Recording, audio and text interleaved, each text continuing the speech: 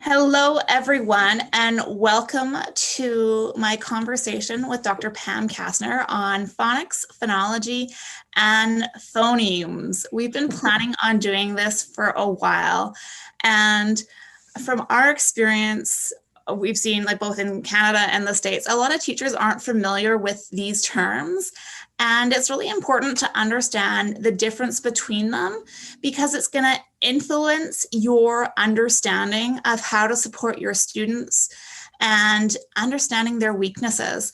So our focus today is just helping you understand these terms and what they mean. And we're not going to be talking about this intervention and that intervention, or the specifics about exactly how it's done and how frequently it's done. We're just going to give you the overview. So we're going to be trying to stay away from some of the hot topics that are going around in some of the reading circles at the moment. I'd also like to mention that Dr. Kastner has been very nice in creating a glossary for us. Now, I know you're not going to be able to see this super well, but there is a link in the event that has something that you can click on. You can submit your email and you will automatically get this glossary sent to you so that you can have it to access and read in the future. Also, if you haven't done so already, please like the Garforth Education Facebook page, and Dr. Pam Kastner has a lot of great resources that she shares. So I'll let her take a moment to introduce herself, and then we'll get on with our conversation. Okay. Well, thank you, Kathryn. It's so nice to be here with you again. I was just with you with Max Coulthard just a few days ago, and that was wonderful as well. So it's nice to be here this evening with everybody. Just a little bit about me. I serve as PaTTAN State Lead for Literacy. In Pennsylvania, we have the Bureau of Special Education, the Department of Ed, and directly beneath those, we have these large technical assistance networks that support districts and intermediate units throughout our state. So as I said, I have the honor of serving as a state lead for literacy and have been involved with dyslexia research now for 7 years, and also doing other research around phonemic awareness, and love my job and love learning. I also have the honor of serving as Pennsylvania's, the Reading League Pennsylvania's president. And most of all, in addition to my 2 kids and my husband, my 2 kids, Justin and Jessica, my husband, Sean, I have 6 amazing grandchildren. They are Lola, Layla, Leo, Lily, Louie, and Daphne, who is 1 year old today. I say I have a lot of L's in my life, and my Daphne, she broke that streak. I'm also a national letters trainer. So it's a great honor to be here with you this evening and talk about all these PH terms. We have a lot of them in literacy, and they often get quite confused. So it's good to be here to talk about this common language that really informs our instruction and our intervention. Yes, thank you. And one other thing that I forgot to mention earlier is we are planning on making this video available on YouTube after the fact. It's going to be available as a full video and smaller videos where we're just focusing on the different terms and concepts. So you may notice that during this conversation, we may speak about something that we already spoke out earlier, and that's only to allow people who are watching the shorter videos just have that background information. All right, well, why don't we start off with phonics? What is phonics? Well, phonics is when we map speech in print, right? Phonemes and graphemes. We know that our language, the English language, is a morpho-phonemic language. And it's also a deep orthography, which means it's not a one-to-one correspondence between letter sounds and the symbols that represent them. So when we're mapping print to speech and speech to print, we are making that connection or that alphabetic principle, and it's a big PH phonics. So, and also oftentimes when we think about phonics, we think of it as an instructional method and the process of decoding when we come to words. Yes, and phonics isn't just one approach. There's several different aspects we need to think about when we're talking about phonics. So it's the general heading, but it also has different components. So there are different ways of delivering phonics instruction, and we need to cater our instruction to the needs of the student, right? So when we're talking about classroom-based instruction, if we're looking at the very beginning, we're looking at just teaching those grapheme or letter and phoneme or sound correspondences so they know that T says T, right? So this is a phonics card. You see that the letter T is on the front. And if I flip it over to the back, you'll see the letter T in slashes, and that's to represent the phoneme or the sound that it represents in print. There's also the word top, because often we'll say that there's going to be a word that we're going to use to remind them of the sound, usually at the beginning of the word. So T says T for top, or top, depending on how you go about teaching it. So yes, we're now helping students. when we're talking. So I was just saying, we're go helping ahead. students make that connection between speech and print and speech. And so, as you said, we're giving them oftentimes a keyword or a photo or a cue to help them anchor that as they learn these sound symbol correspondences. And I guess since we're talking about that, that cue, it's really important to have an accurate cue. Oftentimes I visit classrooms and I will see, so when we think about X, it makes the phoneme sound, but oftentimes I'll see a cue card for like xylophone, or maybe for E, the short E sound, I've seen egg, which you really oftentimes hear more of a long A sound, or elephant, which really makes us think about L. So when we're guiding students to make these connections in phonics between print and speech, we want to make sure that if we're cueing them, we're cueing them with accurate representations, because we're asking them to cue on those, over and over and over again. So we want to make sure they're accurate. So that's just one point when you show me that card, that's right away what I thought of, is how important those keywords or cues are, and also how important it is to articulate the speech sounds of our language accurately. Yeah, and of course, choosing words that aren't going to vary depending on dialect or accent. And that's especially important because we come to our classrooms where there are students from a variety of language backgrounds and different speeches. I always think of my grandmother when I'm talking about this, because her family's from Scotland, and you could go down the road to the next town and you'd have no idea what they were saying because of the dialect making the word sound so different. Certainly in the United States, if you're in the South, like pin and pen, oftentimes they sound the same. So yes, we always need to be thinking about dialect as well. So thanks for bringing that up. Oh, and yes, thank you, Jennifer. Yeah. Absolutely. When I'm teaching the speech sounds to the kids, we often put out these little scissors so the kids know we need to clip our sounds, especially difficult with our stop sounds, like a or a b, right? Sometimes we ba, we don't want to say ba or ga. It's very, there's a saying that schwa happens. And everyone wants to be a schwa because there's no stress.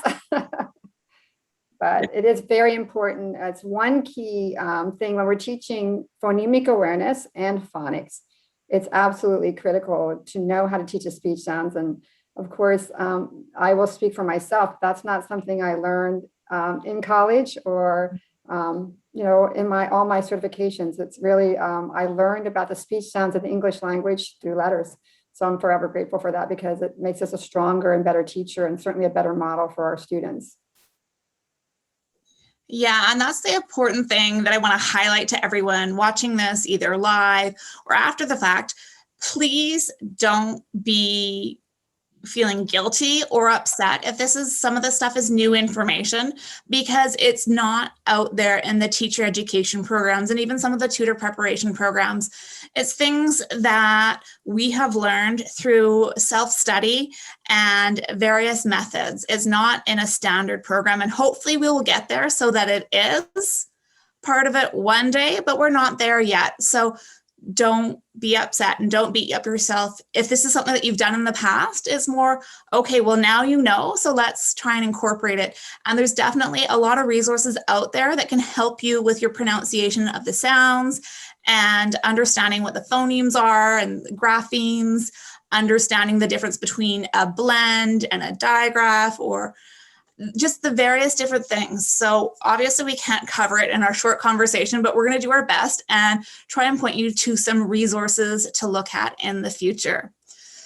So as we mentioned, there's phonics instruction, but there's also going down into that deeper level. So there's the phonic construction where you're starting at A and going to Z alphabetically. Well, that is often done. And when you do that, you're not giving students the opportunity to use their ability to sound out words very quickly, because there's only a minimal number of words that can be created with even the first 6 letters in the alphabet. But if you do it systematically, then that allows the student to have more access to using this knowledge that they're learning as they're going along. And I realize that we're teaching letters to kids, in pre-K, kindergarten, when some of them aren't ready to learn how to read. But if we do it in a systematic way, those that are have that access to starting to be able to figure out how to put those words together with the sounds that they're learning.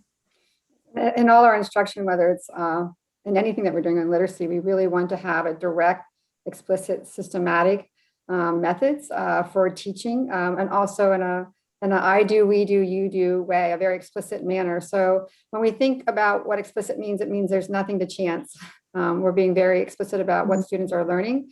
We're giving them a model and modeling it for them. We're giving them lots of practice with the opportunities for feedback from the teacher, for error correction, guided practice, and then independent practice. And I recently, Sharon Vaughn and Joe Torgeson wrote a wonderful article for the American Federation of Teachers. And what they said is oftentimes what we have is we have a practice gap, that we are teaching kids, but oftentimes they don't have opportunities for that repeated practice. We know for like typically developing students, that if they decode an unknown or unfamiliar word in 1 to 4 exposures, they typically can store that in that visual word form area right back here, and it becomes a sight word as if known by sight as soon as they see it.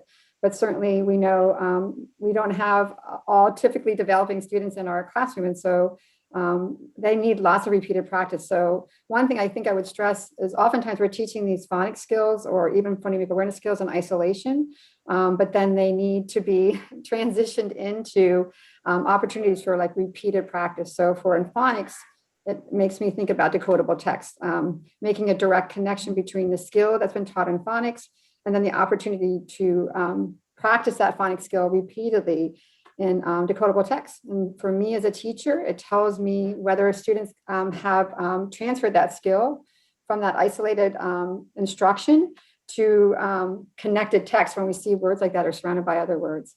So in everything we do, we want to be direct and explicit and systematic with kids.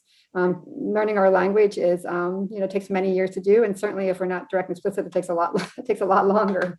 So I definitely encourage that. And then also not just applying that phonics instruction to reading with the decodable text, we also want to apply it to spelling, because that's going to help strengthen the connection, right? Between phonics, the reading, and spelling, because they're all interconnected, and it's going to help the students cement that in their visual or the orthographic mapped representation of the word.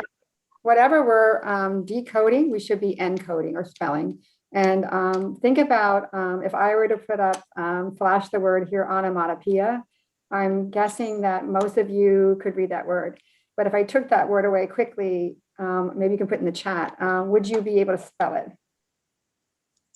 Let's see what they say. What do they say, Kathryn?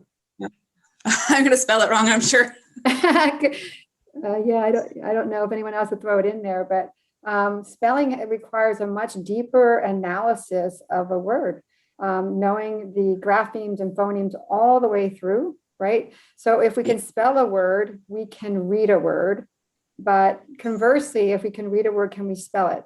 Oftentimes for those more complex words like onomatopoeia or some others, we're not very good at spelling them. So it means that we have an incomplete word form back here. We don't have it complete yet. So spelling is absolutely essential. So when we think about a phonics lesson, We want to make sure that we're including warm-ups and phonological awareness, and we're teaching the phonics skill. We're giving lots of practice and guided feedback, opportunities for students to practice that in connected text, but also spelling. And then, of course, no matter what we're doing, we're always asking students to tell us about what they've read, because that's always the goal of reading. No matter what we're reading, we want to make sure that we're asking comprehension questions, because that's the goal, right? To if you're even if you're reading decodable text, which kids love to read because they're successful and they can read it, we always want to make sure that we're asking comprehension questions after. Yes, of course. Now let's talk about the difference between a systematic phonics instruction approach versus an analytic phonics instruction approach. So synthetic versus analytic. Synthetic means when we're starting with letters and sounds, and we're building up on those skills, and then we're blending those sounds together. Where an analytic approach is more that we're working with a whole word or a part of a word, and we're making an analogy to read words. The research really shows us strongly that synthetic phonics is superior to analytic phonics. And that makes sense because it's calling students' attention to every feature of the word, all the internal feature of a word.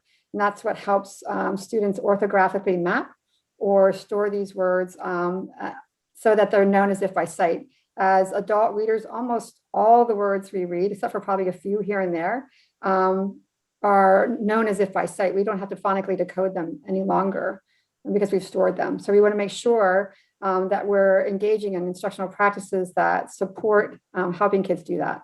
And synthetic phonics does that. Right. So I think before we go into more detail about a lot of these, we should just cover a couple of these terms, because we've kind of been talking about them in our discussions, but not really defined them yet. So let's start with phonology.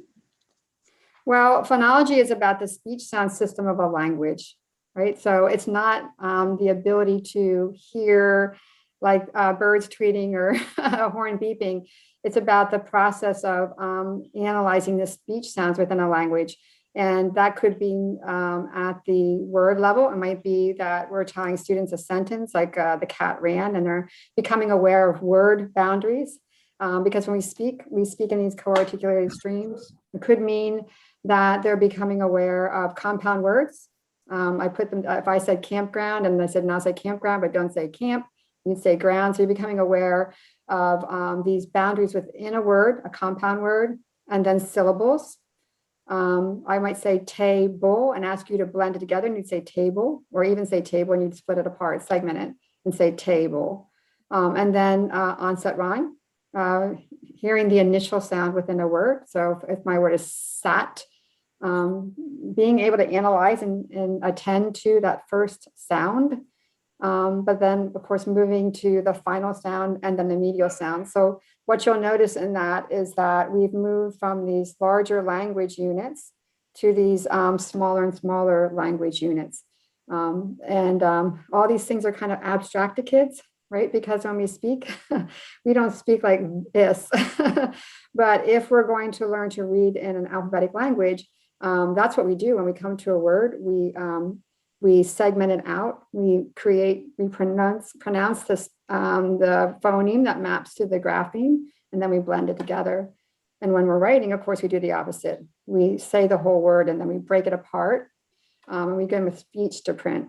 So.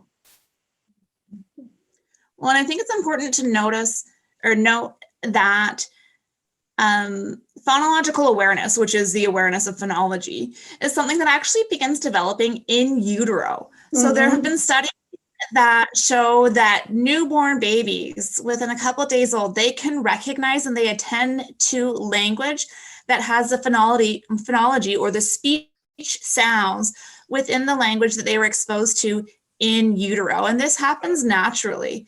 So when it comes to learning how to read, we have an unconscious awareness of the phonology within the language. Our job as teachers and educators is to bring this unconscious awareness to conscious so that the child is then able to tell you the difference and recognize it. So they may know that sorry, I can't think of a real word example, but like tang and gang are different words, but they may not be able to tell you why they're different. They can tell you that they rhyme, but then I say, oh, well, actually, you know, the sound at the beginning is just a little bit different because of this, right? Right, and that one phoneme change makes the meaning, changes the meaning, right? So attending to that is so important. Yeah. And so that's what we're really trying to do when it comes to reading instruction, and especially for those individuals that struggle with learning how to read. Phonological awareness is one of the most common, if not the most common reason for a problem learning how to read, is because of their awareness of this. This is separate from the child not actually being taught how to read. This is someone who is being taught but is struggling. Yeah, Dr. Louisa Moats talks about these phonemes, or the speech sounds of our English language, which there are 44, as parking spots. I've often heard her, you know, she talks about them as parking spots. So there are a parking spot, we're holding it, right, to map. Here's the phoneme, maybe and we're mapping a graph beam. In this case, I'll just say S, but it could be a C too, right? Because what follows it may make that sound, but we're mapping them, right? So I should have brought my Velcro with me tonight, but I often will have Velcro, 2 pieces of Velcro, because these 2 components are essential to reading and to spelling, this phoneme and grapheme mapping. And that's what we're doing, of course. Each of these things is a means to an end. They're absolutely essential to learn to read words. But of course, reading is a very complex skill. And so there's other things that are always at play. But if you don't have strong phonological and phonemic awareness skills, you will struggle to read in an alphabetic language, because speech came first. We created symbols, you know, the alphabet, to represent speech. So when you're reading, you're really reading phonemes. And so if you have trouble with the phonemes and mapping those to graphemes, you'll have problems reading. So it's absolutely foundational, and it has nothing necessarily to do with age. Certainly worked with adults that, you know, we're working on phonemes and graphemes and mapping them, and working on phonics, no matter what age you are. It's not age specific, although typically it is, you know, for these younger students, but it could be any age. Yeah. And let's take a moment to just discuss how the phoneme is the smallest unit of sound. And we had mentioned earlier that there's 44. And being that, okay, well, our alphabet has 26 letters. So there's obviously this overlap where we're going to have to use letters more than once. And you mentioned it with the C and the S, right? And there's instances where we have to use a couple letters, or even up to 4 letters to represent one sound. Right, so think of the word sleigh. The EIGH represents the long A sound. So as we talked about before, we have a really wonderful, robust, and rich language. It's morphophonemic, which means we spell by sound and by meaning. And we've adopted lots of words into our language from other languages. So the history of those words often explains why they're spelled that way, which is the kids love to know that. It's like this little mystery when you see a word. It's like being a detective. So for example, the word chlorophyll, you would expect perhaps to see an F, but it's a PH because the word has a Greek origin. So our English language actually makes a great deal of sense. But we have to understand the layers of language, our phonology, our orthography, our morphology, you know, semantics and syntax, all that richness of our language really helps kids uncover and make sense of our language. Definitely. And so the phonemic awareness is the ability to be aware of those different sounds and to blend and segment those sounds. And I know you have a couple examples that we can do after we finish going through these. Now, there is one thing that I think is really important to talk about, and it's something that I don't often hear or see in text, and that is the phonological working memory. Now, working memory itself is that mental whiteboard or scratch pad in your brain, and there's only a finite amount of information that you can hold there. And what's really important for educators to understand, especially with the struggling reader, if they don't have automaticity for the letter sound or the grapheme phoneme correspondence, then it's going to take them time and it's going to use up that store. So when they're sounding out the word, they may forget what the first sound was. And it's going to impact their comprehension of reading a sentence because, again, they don't have the ability to hold all the other information because they're putting too much focus and time into sounding out the word. Mm-hmm. So it's very important when that happens, of course. One way we can start to support kids in holding on to those skills is, again, back to that explicit and systematic way of teaching students. So for example, if I am going to start teaching students how to blend sounds together, what I'm going to do is I'm going to start with sounds that are continuous. And by that, I mean sounds that I could hold on to the sounds till I could probably pass out. Until, for example, when maybe where you are, make the sound for the P, for the grapheme P. So I'll make it, you make it too, okay? Okay, so that's a stop sound, right? That means because I'm making a quick burst of air and the sound stops. So stop sounds are around for a very brief time. Now listen to me make another sound for the grapheme S. Ready? So of course that sounds around a lot longer. So the students are able to keep it in their phonological memory. So if I was teaching students how to blend with a CV, a consonant vowel or vowel consonant, I would start with continuous sounds. So for example, a word like so or sun, and then ask them to blend that together and they'd say sun. Oftentimes when I visit classrooms, teachers will say, well, my students can't blend a CVC. And I'll say, well, tell me about some of the sounds that you're asking them to blend together. And they might say like cat or dog. So cat or dog, dog. So of course the vowels there I could hold on to longer because vowels are open sounds and continue. But the k and the t and the d and the g, they're all stop sounds. So if we know about this really important scope and sequence, if we understand about going from least complex to most complex, it helps students build this knowledge over time in a way that makes sense. So I would start with a sun or before I'd ever go to something like a cat or a dog for a CVC, because I would want them to have the opportunity to hear those sounds. It's called connected phonation. That's a big teacher word for it. But to begin with these continuous sounds, and I think it goes back to what Kathryn was saying. These were things, of course, that I didn't learn in college. I didn't learn as a reading specialist. I was a national board certified teacher. That wasn't part of my process either. So knowing these things, when I did learn them, make me a better teacher because I can use this knowledge. But, we always say, as she said, it's a no shame zone. A year from now, if Kathryn would invite me back, I would likely know something that I don't know now that I wish I would have been able to tell you tonight. So as teachers, we always have the responsibility of learning, right? And so when we the saying is, when we know better, we do better. But that's one thing when we think about phonics, that we can, we begin with speech, right? And so by knowing about the speech sounds of the language, it helps me be a better teacher and knowing how to plan my instruction. Yes, of course. And I think it's important to highlight that you were talking about, the S and the U and the N being continuous sounds.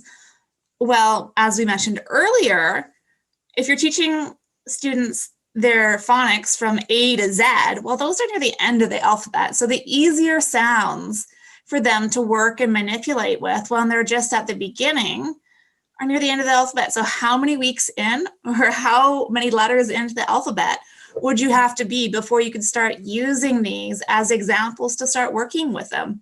Mm-hmm. Well, as soon as my students know, as soon as they would know, for example, how to blend and segment sun, I would be mapping that to print right away, right? Because, there are means to an end. Phonemic awareness is essential, but of course it's a means to an end. So if I can blend sun, if I as a teacher said sun, and I said blend it together and they said sun, or if I said sun and they said sun, right? Immediately I would be like getting out my little paddle. We might be moving the sounds down, but right away then we would say sound was, and then, what grapheme or letter represents that sound, it would be S, right? What sound? What grapheme represents that sound? U, right? What sound? N. What grapheme represents that sound? That's N. What's our word? Sun. Then I would be writing it down here, and then we would be talking about the meaning of that word, right? It's these things they work together. They are complementary, right? Phonemic awareness and phonics, they go hand in hand. And there is a question about the scope and sequence. I know personally, I recommend doing it based on the decodable books that you are using. So it all depends what you have access to. I don't think there's a, oh yeah, you have to start with these letters. I think it's based on the resources that you have. Would you agree with that? The thing is, there's no one universal phonics scope and sequence. As a letters trainer, letters does have a scope and sequence. Keys to literacy. Why can't I get her name right now? Goodness gracious, I feel terrible. But Keys to Literacy has a wonderful scope and sequence that they offer for free. Oftentimes you'll see SATPIN, SATPIN, from Carnine. That's been around for many, many years as those being the first. Jones, thank you so much. And I so apologize to Joan Sedita. It's nerve-wracking being live and on Zoom because she's amazing. But she offers that for free, and it's a wonderful resource. But as Kathryn said, typically, likely, hopefully, in your school district, you have a scope and sequence, and you follow that scope and sequence. So for example, in foundations, there's a scope and sequence, and then they have like decodable text geodes to match with that. But if you don't have a scope and sequence, I would say go check out Joan Sedita's, or if you have decodable text, you would follow that, because what they're doing in decodable text is they're practicing the skills that you've taught them in isolation, right? So think about the opportunities that kids get for practice in a decodable text, lots and lots and lots of practice in a decodable text. And it makes sense to the kids if you taught them this, that they, then read it in a text that gives them practice, and they love them. I would say sometimes adults love them very much. They don't find them so exciting, although I think they can be pretty good. But kids find them very exciting because they are successful reading them, and they don't have to use any poor reader habits like looking at pictures and guessing from the first letter, because what makes a text decodable is that they have learned the phonics skills, all of the phonics skills that are a part of that book, as well as the high frequency words in it. So no need to guess. Yeah, well, and I know the SPELD has a great set of books. Yeah, they do. And that follows the SATPIN, and then they have the letters, the phonics. Sorry, I should have thought of this. I don't know if you guys can see that very well just because of the lighting, but it has the letter and the the high frequency words that are within the book, so that you can help the student beforehand, and then it. Right. So so we have a nice progression here. Like if we've taught those skills, then we give kids students reading them in words, phrases, sentences, and then connected text. Yeah. It's powerful. Sorry, just a question.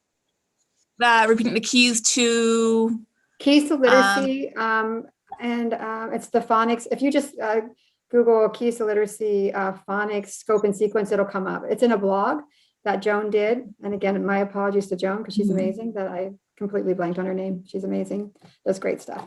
So, but it's important to follow a scope and sequence, and then of course one from least complex to most complex. So. Okay, what next, Kathryn? Yes. Well, and we also wanted to talk about because you were using more the counters and for the phonemic awareness and the blending and everything. There was a question about the colors. The colors don't matter. Everybody uses different colors for their like you have the different color magnets. I'm sure you use them in some orders. Some programs do use a green, yellow, red in a certain order. Yes, some programs use certain chip colors for consonants, some for vowels, some represent vowel teams, things like that. What they're doing, is they're giving a visual cue, right? To how kids, and then they'll switch out. For example, if this was a vowel chip and vowels were always red, then we would add the letter, right? Now I did that by writing it down here, but you could swap out too, right? Because some kids can blend and segment phonemes like a word without a visual cue and a tactile cue that they're moving. This is called see it, say it, move it, say it, move it. But some kids need concrete representational supports temporarily, right? Until they can do it all auditorily. And then eventually they don't need anything at all because they've mapped that word. It's a sight word, right? But phoneme grapheme mapping is the bridge between phonemes and graphemes. It's, I started out by saying sun, sun, and these chips were representing the phonemes, but then we mapped the graphemes, right?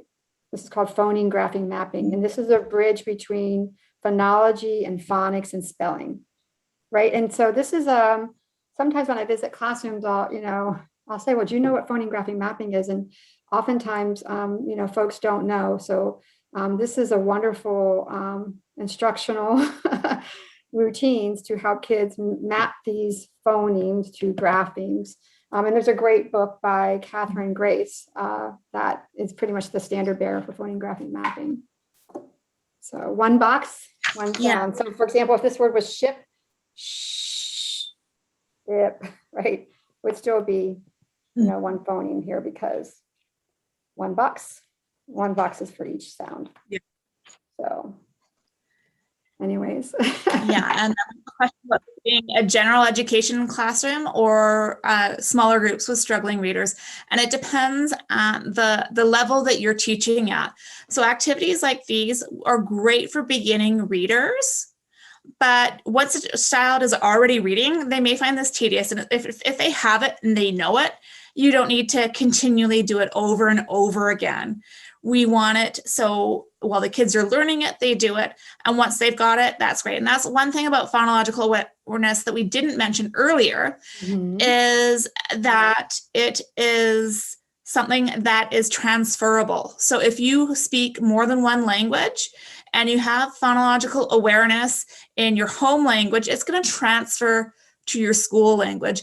And that's where some people who talk about bilingual schooling say, well, if there are more supports in one language over the other. So for example, there's been research studies on French immersion students doing phonological awareness training in English to bring it up because there's more ability to do that. And then once they have it in English, they are going to have it in French. So that is an appropriate way of working on the skill, but we're not going to teach them how to read in English and expect it to transfer in French because of the different relationships between. So it is important as a teacher to know the phonemes and the language. The child is bilingual or even more than bilingual, but to know those sounds. So for example, in Spanish, we have 5 vowels, and in English, we have 18. And so, and some of the vowel phonemes in Spanish, although they may be the same sound, the grapheme representing them is different. And so it's confusing to students. So it's really important if you're a teacher to know, of course, the phonemes in the English language, but also if you're teaching students who have another language, to know what those phonemes that student may or may not have, right? So you know directly what to teach or help them to map together. So another thing in terms of phonemic awareness, I'm sorry, go ahead, Kathryn. Oh, I was just going to say, as in, sorry, I'm not a Spanish speaker, but with French and English, the letter E in French or when you say the name E, that represents the letter I in English, right? Oh, so that's where confusion comes in. Spanish. Yeah. ASHA, the American Speech Hearing Association, which speech language pathologists are a part of, they have phonemic transfer analysis. They have like these maps that show you, here are the phonemes in this language and so it's very, very helpful if you're teaching bilingual students. The other thing I was going to say, sorry, if you're teaching phonemic awareness, really your best friend is a mirror, right? So, so that we talk about that, can we just define what phonetics is? Oh, phonetics is a study of the English language, right? It's the articulatory gestures. What's happening with our mouth, lips, teeth, tongue, and voicing when we're making the speech sounds. So speech sounds are sounds, but they're also articulatory gestures. And by that, I mean, that's kind of a big word, but it means what's going on, what's going on here. Kids feel sounds too. And often in writing and spelling, they will confuse. So I'll bet you that you have seen students spell like ball, maybe sometimes with a p, because p. So make that sound for P. P. Put your voice hand here, right here. P. And now make the sound for B. B. Right? B. So I'm making the same articulatory gestures, same mouth movements, but when I make the sound for P, I don't turn my voice box on, but when I make it my sound for B, I do. And so they're minimal pairs, which means, they're quite close to each other. And so oftentimes kids will make errors. And when you look at their spelling, it's actually not a spelling error. It's a phonological voicing error. And that's an important thing to discuss when we're talking about our English as additional language learning students, because in their home language or their first languages, they may not have that phoneme. Yes, and it may be something that's considered, because there are different sounds that can be considered the same sound in one language, but different sounds in another language, right? Different phoneme. Yeah, so I would say if you have speech language, you're lucky enough to have speech language pathologists in your school, they should be your best friend because they know a great deal about language and can really help you. I do these open mic nights about once a month, and last month I had 3 Canadian speech language pathologists talk about how they were supporting literacy, and they're amazing. So definitely mirrors in your speech language pathologist. Well, they also have a mouth puppet that you can use. It manipulates the tongue. So you can actually show, for students who really struggle with the phonological awareness, show them actually how to put their tongue in relation to their lips and their teeth when they're pronouncing the sounds.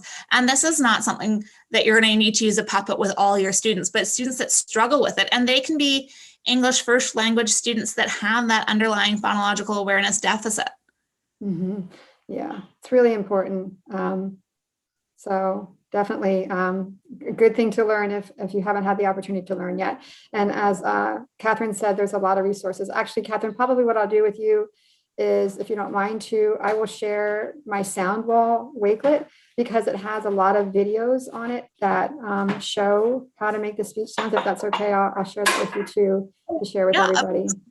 What I was thinking of actually as we were speaking, so there is this great download that Dr. Kastner has prepared for us, and there's a link that you can request it. So if you request this, tomorrow I will work on creating a resource that has the various different links, books, papers, and associations that we've been talking about during this conversation, so you can have access for that. I've noticed in the comments that people are asking for this. So we'll take the time to put that out. We can send it in an email so that you can click on the link and not have to look for it. I'll send you the Wakelet too.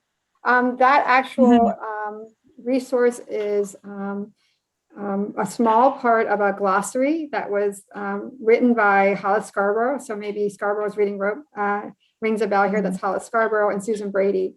So it's a really nice, it's actually 38 pages. So you'll get to see a lot of terms. But I think one of the most important things we can do as teachers at the beginning is to have common language. So when I say phonemic awareness and my colleague says phonemic awareness, we all know exactly what we're talking about. Or when I say phonics or phonetics, everyone knows. So it's really helpful to have common language, which is what we were tonight. So, yeah. All right. So how about we move more into like the vowel valley and the mirrors? And someone was asking about the difference between the Elkonin boxes and then actually having the letters underneath. And if we just talk about, yeah, sure. Well, Elkonin boxes are sound boxes, so Yeah, these are, I mean, these really are sound, these are really sound boxes. So, or you could call them Elkonin boxes. They're pretty much synonymous. So, Yeah. the important thing to know is one box, one sound. So let's say that I was doing sleigh, a, right? Sleigh, like, hopefully we won't be on any sleighs right now because maybe it's getting close to spring, but right, a, right? But this this grapheme EIGH is representing that long A, but it's only one phoneme. So I have, one box for each phoneme sound. So I have 3 phonemes and I have 3 graphemes. My grapheme S is representing S, my grapheme L is representing O, and the grapheme EIGH is representing this A sound. So Right. And one way that I like to bring it to the next level, especially when we're looking at the spelling sort of things, is using dot and jot. And that's where if we had sleigh, we draw 3 circles underneath. And okay, so we need to, that's one of the phonemes taken out so they know that it's represented. L, E, I, G, H. And I find this really handy, especially for students that struggle with the encoding side and leave out phonemes when they're printing and spelling, because this means, okay, I need to make sure that there's one dot for every phoneme in the word, or at least one grapheme. Right. It's especially when we're working when kids have beginning and ending blends, they tend to sometimes, as we get into more complex words, oftentimes, especially we're back to phonology, but think about, am and an. Whenever we get a vowel sound phoneme next to a nasal sound, and nasal sounds are and like am, and they get co-articulated or smushed together. Very the same thing with when we have a R sound before a vowel, like R or I, they get co-articulated. So oftentimes, like for example, you'll see kids when they're beginning to learn to spell and encode, they might say but they drop out the you'll see they'll drop out that nasal sound, and the reason is because it gets kind of smushed together with that vowel and gets dropped out. So that dot and jot is showing them, oh gosh, I need something here to represent that phoneme. It's like a marker, that parking spot. Is that NG is one phoneme. Yes. It represents not the back of your throat. Yeah. And the further when we think about our speech sounds, it goes front of our mouth to the back of our mouth. And so the sounds that are made at the front are easier for kids because they're more readily seen, like a right? But kind of hard to see, right? So they become a little bit more challenging. So yeah, there's so much to know. Yes, there really is. And I can't believe we've already been going for 50 minutes. I know, my gosh, it's gone really fast. I'm sorry. What else do we want to talk about in a little bit of time we have left? I'm sorry. We wanted to talk about using the mirror to help kids. Definitely. And talk about vowel. Okay, so we talked, I have, this would be my sound wall. I wouldn't have a word wall because kids use when they spell, usually that's what they're using a word wall for. Where do kids begin? Do they begin with speech or print when they're spelling? So someone put in the chat, where do they begin when they're spelling or encoding? Speech or print? Let's see what they say. They begin with speech. Thank you, Tiffany. It's nice to see you. I don't get to see you, but nice to have you here. Yes, they begin with speech, right? And so I want a sound wall because if I have a word wall, I only have 26 letters represented. But remember, we said we have 44 phonemes. So this would be my consonant chart. There's my p and my b, right? And my t and my d and my k and my g. But we're talking about vowel valley for a minute here. Okay. So I want you to watch my mouth. Okay, I'm going to make the vowel valley from the left side. So watch. Ready? E, I, ah. Ready? E, I, ah. So what did you notice? Besides, I probably look pretty funny. Right? Yeah. Yes. So it's called the vowel valley because, of course, we start up here with this tight smiley E, but as I go down the valley, my mouth opens. But watch, O, U. My mouth kind of closes up and rounds, right? Mm-hmm. Yes, I do have our sound wall I could recommend if it's all right with Kathryn, because normally we don't like to. Is that okay? Honestly, if you're going to, look at sound walls, and I'm sending Kathryn the link to my Wakelet for sound walls as well. Dr. Mary Dahlgren's Tools for Reading is the only place to go. She has an accurate, because there's a lot of sound walls out there that are not accurate.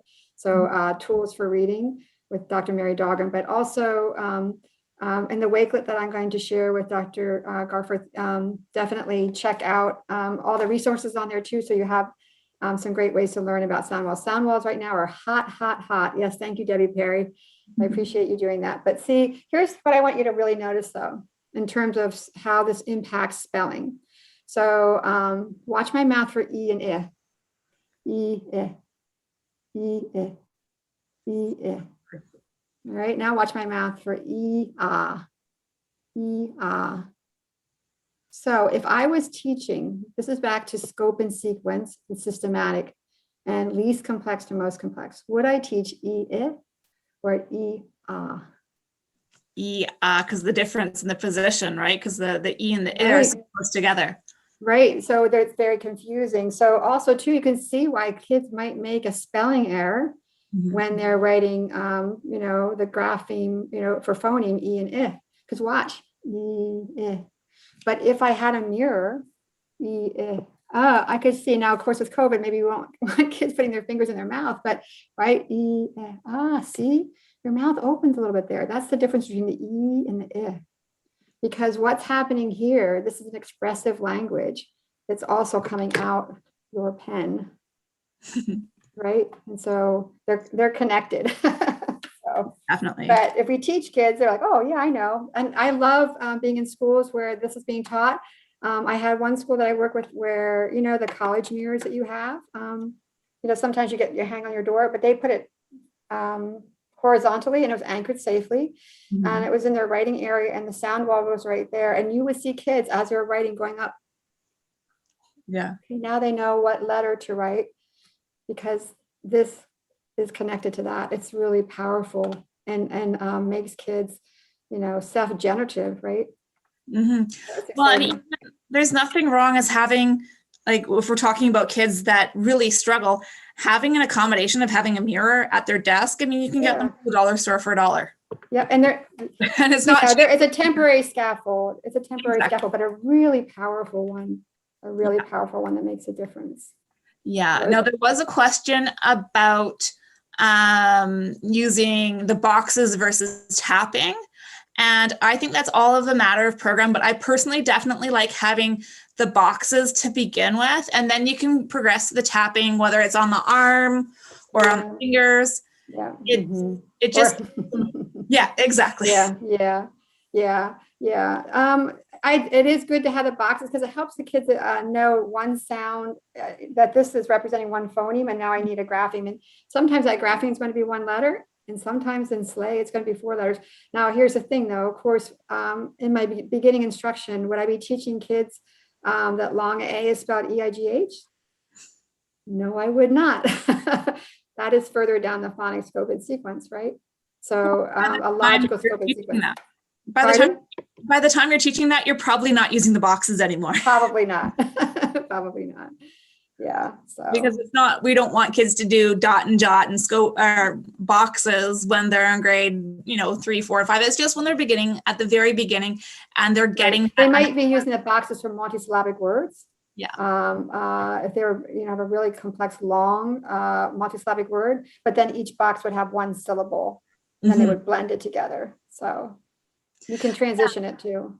Well, and that's where the syllable awareness, while we're not going to be using it right away with our kids in K1, 2, aside from making them aware of it, but as they go into those bigger words and, the more complex words with the morphology involved, I mean, I break words down into syllables still. Right, Like and you could even onomatopoeia, do it I write it down spelling it. in kindergarten. I taught kindergarten many years, so it could be cat, cats, and that S is a representation of a morpheme, meaning more than one. So we have 2 morphemes with 4 phonemes. So you can start that in kindergarten. But of course, phonics instruction doesn't end in the lower grades. We do those advanced word study with morphology and etymology. We don't want to stop, because the words get more complex. That's the important thing. That is another thing that we should mention as you know better, right? Because a lot of teacher education programs focus, K1, 2 maybe. That's when you're teaching reading, but then after that's done, you don't need to focus it on anymore. And that's a huge disservice to our students, especially when we get to those more complex words that have the morphemes.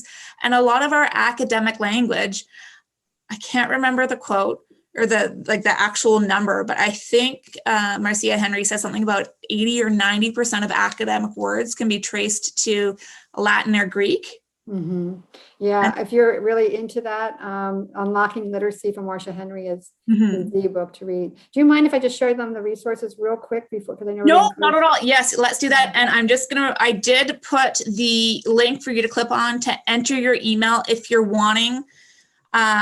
So right away you will get this download with the glossary. Tomorrow you will get the links of the conversation. Dr. Kastner and I are going to stay on for a little bit after this, just so we can make sure we have all the resources there so that we can send that to you tomorrow. So you will be getting 2 emails, one today, one tomorrow, just to get you this stuff, because I know it's important, and especially giving you access to it in the future. Now, you were going to share with us a quick outline of what a phonics lesson might look like. Yep, just a couple quick things, because I know we're getting close here, and I know your time is valuable. One thing, and actually I'll share 2 of these. Tiffany probably knows, I think, because I noticed your name, Tiffany. I have been curating resources. Had been doing that on Padlet and just moved them recently to Wakelets, but basically it's just a way for me to curate information and resources to share with you. So this one is all about phonemic awareness, and it's very important, of course, to get to the phoneme level ASAP, that individual phoneme level. And this is the glossary. This is the whole thing. I just did a few of those wonderful PH words there, but there are many, many resources here. You see the amazing Margie Gillis and that one and only Dr. Louisa Moats. Lots of knowledge building here. And then resources for you too, okay? So that you'll have that. There's tons and tons there, but since we talked a tiny bit about sound walls, I will share my sound wall Wakelet with Kathryn too to share with you. The other resource you may be aware of, but just in case you're not, there is a free phonics scope and sequence with all the lessons done. Work smarter, not harder, right? And it's called the West Virginia Phonics, and it starts from least complex to most complex. So I'll just show you very, very quickly here. You see a nice scope and sequence here, right? For a nice phonological or phonics lesson plan that begins with the warm-up and phonological awareness, letter sounds, blending routines, word work, dictation. Oh, that dictation is spelling. And then this text application for the skill that's been taught. And then you have a whole week of lessons, and then you have these short decodable text for kids to get repeated practice.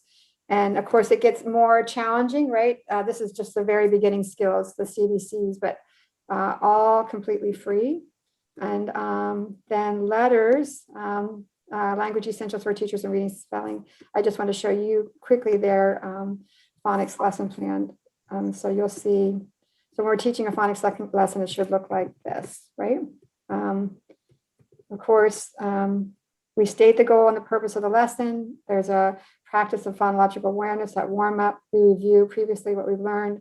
We introduce a new concept directly and explicitly, provide guided practice and extended practice. There's that dictation. We should always be encoding and spelling what we're reading, mapping it to meaning, right? Just like sun, or if the word pitch has many multiple meanings, they can pitch something, or they can have sap that's pitch. And then we would read a text, a decodable text, right, that aligned with all the skill. So, we have a complete lesson for students. And then we were going to try to talk about phonics intervention, but we didn't have time. So I was going to share with you just this resource from 95% group, which of course, we can put that in. Yeah, okay, sorry about that. So Gosh, that hour went really, really fast. It did. And I want to thank you, Kathryn, for being here, and also for all of you. I mean, you obviously worked all day long. I'm sure you're teachers, and here you are still at May, continuing your learning. So it was an honor to spend an hour with you. So thank you so much. Yeah. And thank you for doing this. I mean, as educators, whether we're a classroom teacher, a resource teacher, someone supporting students outside of school, we're signing up for lifelong learning, right? Because we're constantly getting changes and better understanding, especially with all the research out there.